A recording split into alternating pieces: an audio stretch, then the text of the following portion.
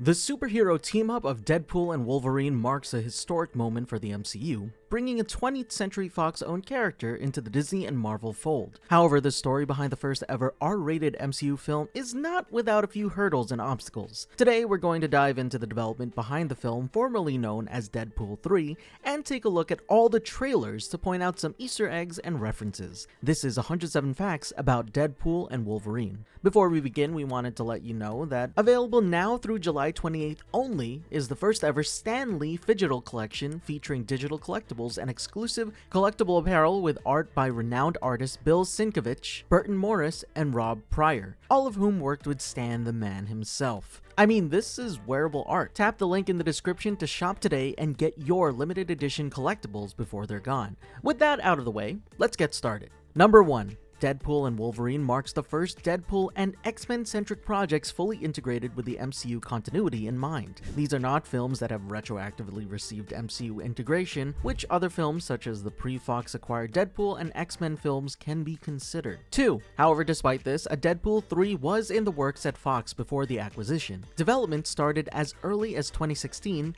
3 years before the eventual acquisition. Number 3. Speaking of the acquisition, to celebrate, Ryan Reynolds tweeted out an image of Deadpool wearing Mickey Mouse ears riding a Disney school bus. Number 4. Because of the Disney acquisition, Fox's Deadpool 3 was eventually canned. However, as we know, Deadpool was eventually reworked to fit within the MCU. Number 5. The original concept behind Deadpool 3, as revealed by Karan Soni, who plays Dopinder in the Deadpool films, revolved around the idea that Deadpool would save Christmas, so they would travel to the North Pole. Number 6. Bob Iger mentioned that, after the acquisition, they intend to allow future Deadpool films to be R-rated, stating, "As long as we let the audiences know what's coming, we think we can manage that fine. I'm sure we all want Deadpool to stay R-rated, and we fully expected it, Bob." Number 7. Finally, it was on December 27th, 2019 that Ryan Reynolds confirmed that Deadpool 3 was in the works at Marvel. Number 8. Sean Levy takes the reins as director for Deadpool and Wolverine. He's worked with both of our lead actors in previous films, such as The Free Guy and The Adam Project with Ryan Reynolds, and Real Steel with Hugh Jackman. Number 9. Almost as if testing the waters with Deadpool's interactions with the MCU, Deadpool was featured alongside Korg reacting to Free Guy. Number 10. Levy and Reynolds were actually on the set of The Adam Project when Reynolds approached Levy with the idea of potentially doing a Deadpool 3. Sean Levy recalls Ryan Reynolds going, "Now, I know you're gonna say no," to which he responded, "What are you talking about? I'm already a yes." Number 11. While Levy's response was a yes, it was only if they could find the right story. But that journey wasn't easy, and Levy had mentioned that they struggled to find a story that felt original and non-derivative of the other Deadpool films. Nothing at the moment was worthy of being the first Deadpool entry in the MCU. Number 12. Deadpool 3 was almost dead in the water, with Levy mentioning that he and Ryan Reynolds were at the edge of telling Kevin Feige that it wasn't the right time for a Deadpool 3. That was until something miraculous happened. Ryan Reynolds received a call from Hugh Jackman, who was actually calling from his car. Number 13. Hugh Jackman had apparently been thinking about Deadpool for a while, and after getting a week off of Broadway, phoned Ryan Reynolds to tell him that he would love to be a part of Deadpool 3. He actually thought that they would be preparing to film at that point. Number 14. The team tried their very best to protect the legacy that Logan had left behind, and supposedly tries not to mess with it too much. I'm letting you know now, remember this for later. Despite this, Ryan Reynolds, Hugh Jackman, and Sean Levy wanted to tell the most full-throated Wolverine story we could ever imagine. Number 15. Okay, let's take a break from development behind the scenes and talk about what was going on the outside. Ryan Reynolds would continue to be an important mouthpiece for Deadpool 3 updates, and I really mean that, because one of the biggest updates came on September 27, 2022, when Ryan Reynolds uploaded an update video on the status of Deadpool 3 and brought on Hugh Jackman to announce that he will be reprising his role as Wolverine. Number 16. If y'all don't remember, Logan was originally supposed to be Hugh Jackman's last time playing Wolverine. That was unless he joined the MCU. He announced his retirement from the role back in 2017, but hey, now he's in the MCU. Number 17. Before all of this even happened, Kevin Feige himself told Hugh Jackman not to return as Wolverine, stating that he had the greatest ending with Logan. However, knowing that Jackman wouldn't come back as the same variant of Wolverine as seen in Logan, made him open to the idea of bringing back the character. 18. In fact, Hugh Jackman met with James Mangold, the director and co-writer behind Logan, for approval on Deadpool and Wolverine. Number 19. With Deadpool and Wolverine, this marks the 10th film that Hugh Jackman has taken on the role of Logan/Wolverine. Number 20. By the release of the film, Jackman would have played Wolverine for 25 years. Number 21. In a completely different video from the announcement, Ryan Reynolds and Hugh Jackman took the time to answer several burning questions that fans had about the new film, like how does Wolverine fit into the timeline when he dies in Logan? Well, the answer is simple really. They claim that Logan is going to be untouched and that this is a completely separate thing. He then goes on a lengthy explanation as to what happens in the film, but we, the audience, don't get to hear it, and instead their voices are drowned out by the lovely sound of Wake Me Up Before You Go Go by Wham. Number 22. Back to some behind the scenes, Wolverine's inclusion meant that he had to follow the rules set by the Deadpool team. Ryan Reynolds mentions there are specific rules that make a Deadpool film and character, and one of them was that only Deadpool was allowed to be meta. Of course, Hugh Jackman didn't know that, and on day one tried to make some suggestions, which Ryan Reynolds used as a learning experience for Hugh Jackman. Number 23. Some of the early ideas of the film played around with different villains before ultimately landing on the one in the final version of the film. One of these early villains was actually Mephisto. Number 24. According to Levy, one of the things that makes Deadpool 3 different from every other X-Men or Deadpool movie is the duo of Deadpool and Wolverine. According to Levy, the fact that Logan is with a comedic engine for the entirety of the movie changes everything. Number 25. Deadpool and Wolverine became the official title for Deadpool 3 with the release of a special announcement for the first teaser trailer for the film on February 11th, 2024. Number 26. Yes, Deadpool and Wolverine is R-rated, making it the first MCU film to receive such a rating.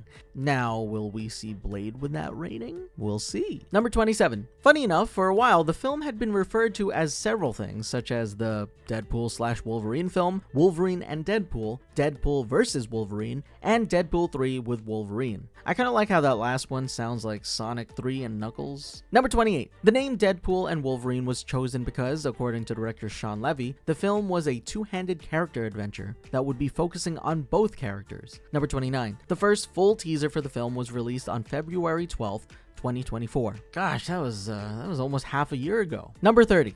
Now, the film isn't quite out yet at the time of writing this, so let's take a look back at some of the trailers, shall we? Starting with the first teaser trailer. If you notice in the background of the birthday scene, you see a Roy Lichtenstein-styled piece of art, particularly the in the car piece. But instead of the man driving, the roles are reversed and the woman's driving. Number 31. Whether or not this was intentional, Wade's birthday cake has some yellow and blue sprinkles. Could this be a nod to the inclusion of Wolverine in the film? Number 32. Going forward a bit in the trailer, there's a wall of television showing scenes from the past MCU films. However, there's one TV that's showing a clip of Ryan Reynolds accepting an Emmy Award in his Deadpool costume. Number 33. Since we're already in the TVA, in this trailer we're introduced to Matthew Macfadyen's Agent Paradox. If you don't recognize Matthew Macfadyen, he's from 2005's Pride and Prejudice and more recently HBO's Succession. Number 34. In the Mad Max looking wasteland scene, we see that there are cars alluding to past vehicles in the MCU films. One such vehicle is what looks to be the Red Skull's car from Captain America: The First Avenger. Number 35. This Mad Max wasteland might actually be the Void as featured in Loki.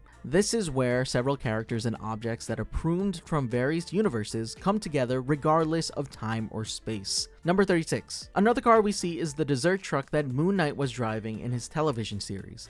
Finally, another connective thread between Moon Knight and the MCU. Number 37. We can see Deadpool sitting in what seems like a creature's skull. This skull bed shares an uncanny resemblance to the Hulk's bed from Thor Ragnarok. Number 38. A Wolverine wearing a white suit or tux can be seen facing away from the camera. Could this be Patch from the comic series Wolverine Patch? Number 39. The ruins of the 20th Century Fox logo is shown in the trailer, which is an obvious nod to the fact that Deadpool used to be owned by them. Number 40. A cool little detail can be seen with the 20th Century Fox logo. The ruins have the Fox part of the logo buried underground, except for the X.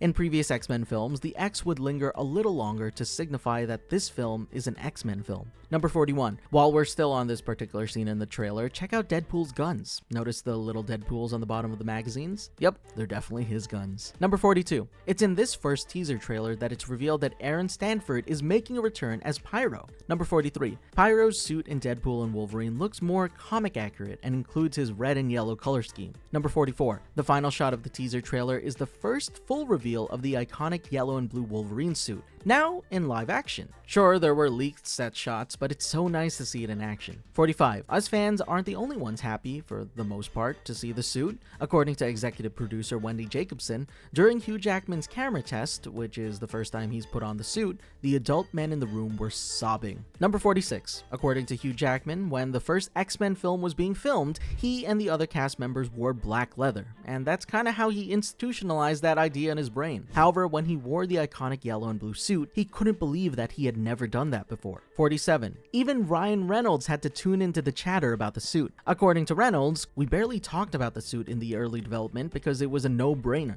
You don't do this character now unless he's in the suit. Number 48. The costume designers for Deadpool and Wolverine were Graham Churchyard and Maze C. Rubio. For Wolverine's suit, they took bits and pieces of inspiration from several sources such as the comics and X-Men the Animated Series. 49. While Wolverine's suit seems to be getting all the attention, Deadpool also received a slightly updated look. This time around, Deadpool's suit is a brighter shade of red compared to previous films, with larger black circles on his mask. Number 50. Additionally, Deadpool's belt now features the Deadpool face on his belt buckle. Fans online have praise the new comic accurate look. 51. Before we forget, to the left of the final shot in the teaser, we can spot a Secret Wars comic book lying in the sand next to Deadpool. 52. Alongside the comic book, you can also spot a bottle of Pingo Doce, which was a drink scene in The Incredible Hulk. Number 53. Moving on from the teaser, a little over 2 months later, on April 22nd, 2024, the first full-length trailer was released. Number 54. The opening shot of the first full trailer we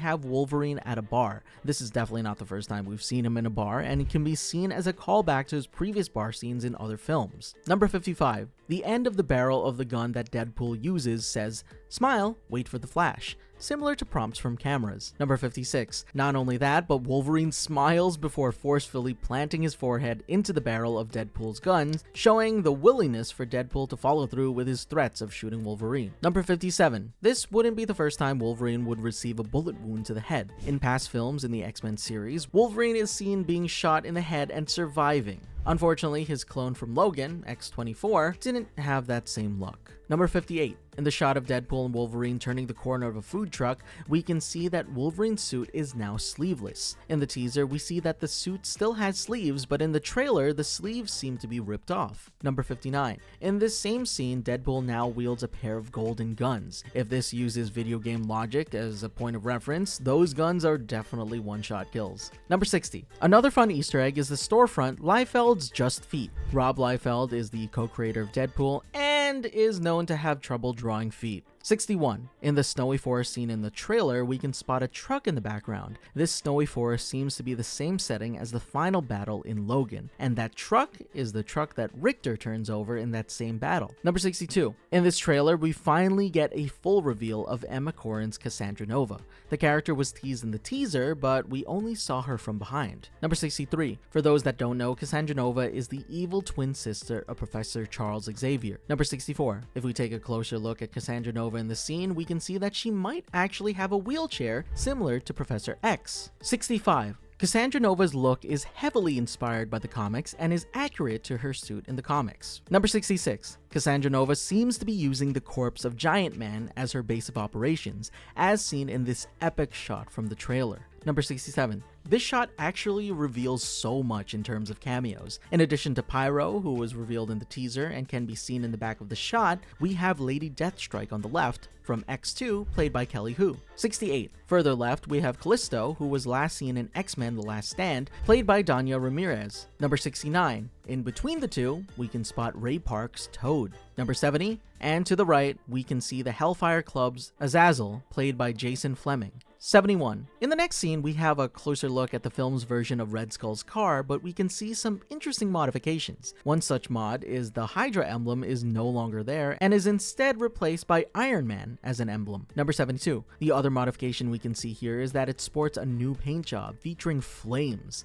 This matches Tony Stark's hot rod from Iron Man. Number 73. In the shot of an almost Mad Max looking contraption, we can see that one of the motorcycles that are tied to the vehicle is the Hydra motorcycle from Captain America: The First Avenger. 74. To match Deadpool's pistols, his katanas also have little Deadpool faces at the base, as seen in this shot of the trailer. Number 75. At the end of the trailer, we have Deadpool and Blind Al talking about some, white powder-like substance and alternative names for it. Some of the alternative names are as follows: White Girl Interrupted, which is a reference to the film Girl Interrupted. Number 76. Forrest Bump, which is a clear nod to Forrest Gump. Come on, it's literally one letter away. Number 77. The last alternative name they use is Do You Want to Build a Snowman, which is a very obvious reference to Disney's Frozen. Number 78. All of these alternative names were used in the first place because, according to Deadpool, cocaine is off limits for Feige. Mention of it might not be quite off limits, but actually showing it might, as we also get it mentioned in Ms. Marvel.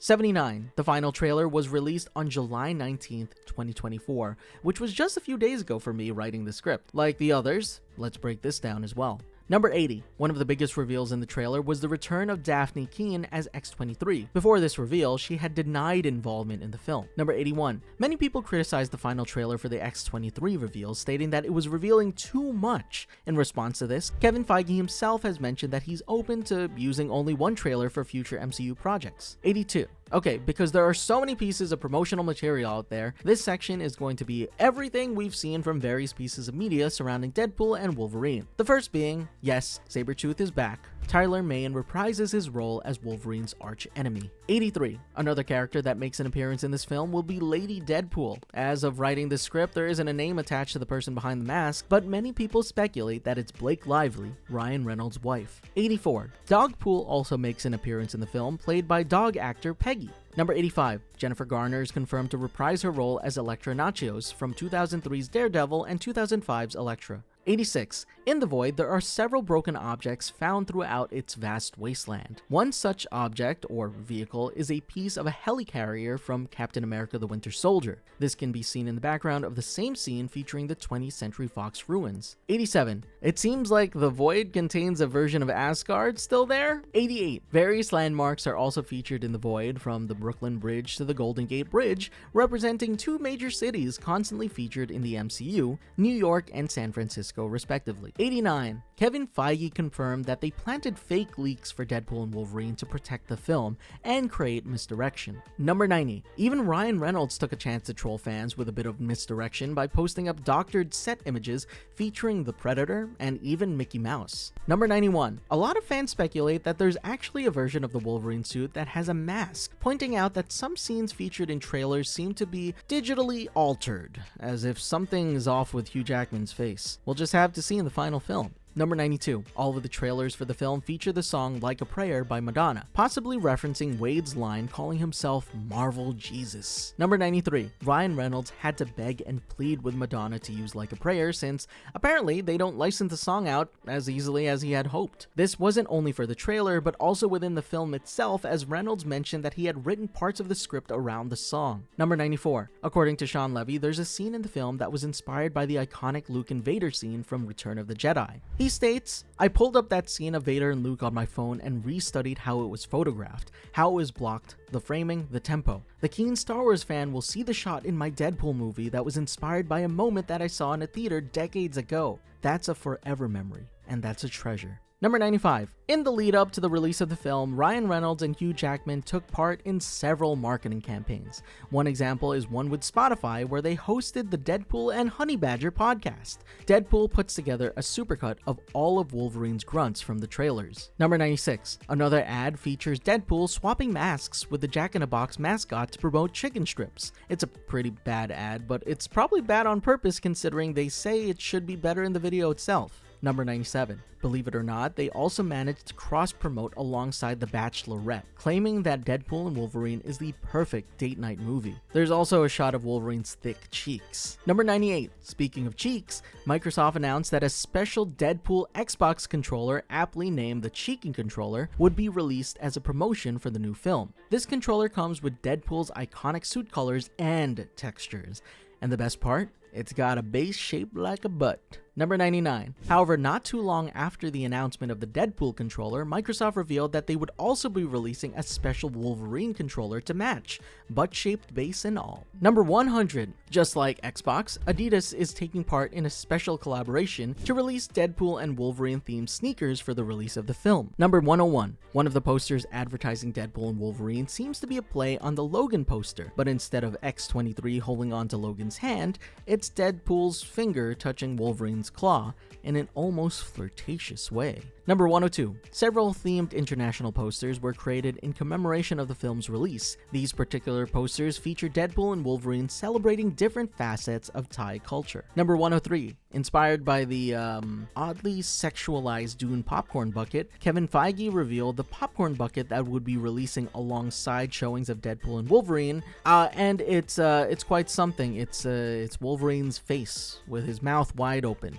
Number 104. According to outlets, Deadpool and Wolverine contains over 100 F-bombs, the most of any Deadpool film, and the most in the MCU in general. Number 105. Deadpool and Wolverine will be the first MCU film to be a direct sequel to a non-MCU film. This isn't like a Spider-Man No Way Home situation with cameos from variants outside of the MCU. This is a full-blown, titled character-led sequel. Number 106. The film has had a slew of release date changes. Originally planned for September 6, 2024. Due to the WGA strikes, it was then moved to November before moving forward to May before finally settling on its final date. 107. Deadpool and Wolverine released on July 26, 2024. Remember to keep specific spoilers at a minimum for people who haven't seen the film. And remember, a lot of the information in this video might change with the release of the film. And that's 107 facts about Deadpool and Wolverine. We tried to avoid as many spoilers as possible, and now that the film's released, let us know if you want us to make 107 more facts about Deadpool and Wolverine, spoiler edition. If you like this video, be sure to comment, like, subscribe, and hit that bell to be notified about future uploads. That's all. Remember, Excelsior!